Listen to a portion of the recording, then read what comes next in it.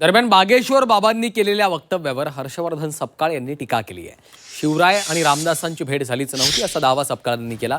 तर बाहेरून येणाऱ्या व्यक्तींनी आम्हाला महाराष्ट्राचा इतिहास शिकवू नये असा टोला अमोल मिटकरींनी लगावला। रामदासांची आणि छत्रपती शिवाजी महाराजांची उभ्या आयुष्यात भेट झालेली नाही।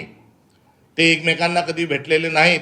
त्यांचा कार्यकाळ जो होता, कालखंड जो होता तो पण वेगवेगळा आहे असं अनेक इतिहासकारांनी सांगितल्यानंतरही हे जाणून बुजून रामदास स्वामींना छत्रपती शिवाजी महाराजांचा गुरु करण्याच्या का मागे लागलेले आहेत। छत्रपती शिवाजी महाराजांची जन्मतारीख बदलण्याचं कट कारस्थान हे सारखे का करत आहेत। छत्रपती शिवाजी महाराजांचा राज्याभिषेक नाकारणारी ही अवलाद आज शिवाजी महाराजांचा इतिहासाशी छेडछाड करून जर शिवाजी महाराजांना रामदास स्वामींचा संदर्भ आणि गुरु शिष्याचं नातं दाखवत असेल तर या त्यांच्या वक्तव्याचा आम्ही निषेध करत नाही। तर हा इतिहासासोबत ही त्यांनी जी तोडमोड केलेली आहे ते आम्ही कदापि आम्ही सहन करणार नाही। बागेश्वर बाबा उर्फ धीरेंद्र शास्त्री हाच माणूस वादग्रस्त आणि ते एक विदूषकी पात्र आहे।